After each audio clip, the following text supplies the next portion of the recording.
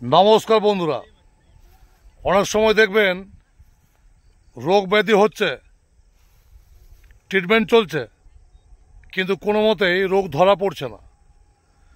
দিন দিন শুকিয়ে যাচ্ছেন, ঠিক বুঝতে পারছেন না যে কি হয়েছে আপনার। ঠিক এই জায়গায় আমার এই ভিডিওটি আপনাদের অনেক কাজে লাগবে। নমস্কার, রাজু তার পবিত্র বাণী অনুষ্ঠানে মহারাজ সুদলালের চ্যানেলে সকলকে সুস্বাগতম। যারা নতুন তাদেরকে বলছি চ্যানেলটি সাবস্ক্রাইব করবেন, অল নোটিফিকেশনটিকে অন রাখবেন, যাতে নিত্য নতুন যখনই ভিডিও নিয়ে আমি হাজির হব তখন সেই ভিডিওটা আপনারা খুব ভালো করে মনোযোগ সহকারে দেখতে পারেন এবং সেটিকে নিজের জীবনে কাজে লাগিয়ে ভালো থাকতে পারেন। চলার পথে চলতে চলতে আপনাদের জন্য যাচ্ছিলাম তারাপীঠ, শুধুমাত্র আপনাদের জন্য দাঁড়িয়ে পড়লাম। এই যে দেখতে পাচ্ছেন এই গাছটিকে,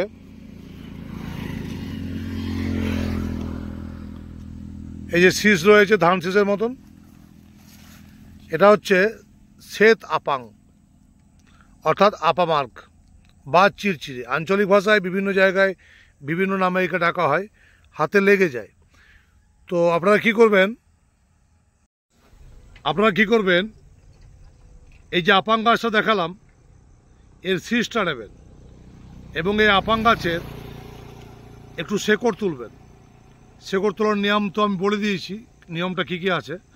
তো সেই শিকড় এবং এই শীষটিকে সাদা সুতোর মধ্যে বেঁধে, তারপরটা একটু পরে বলছি, আগামী 8/12/2024 আমি থাকছি আপনাদের জন্য পূর্ব মেদিনীপুর মেচেদা চেম্বারে।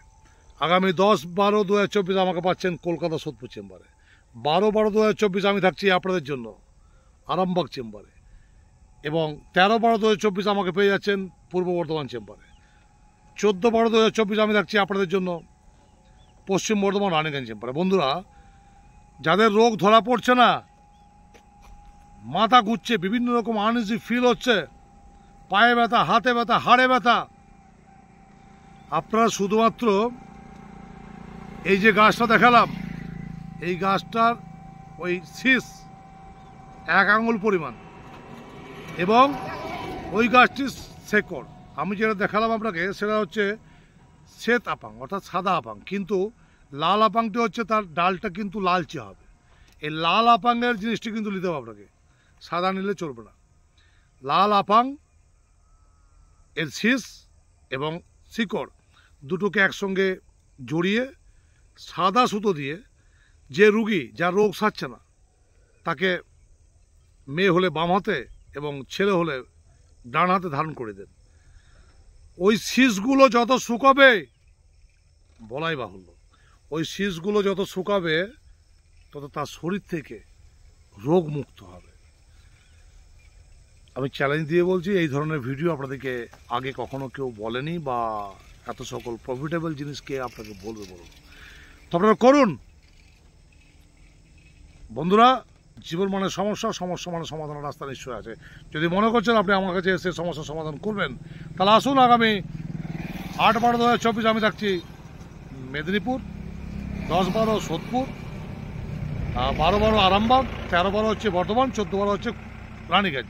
আসুন, কনসাল্ট করুন, আমি তো রয়েছি আপনাদের জন্য। ভালো থাকবেন। জয় গুরু বামদেব, জয় মা তারা।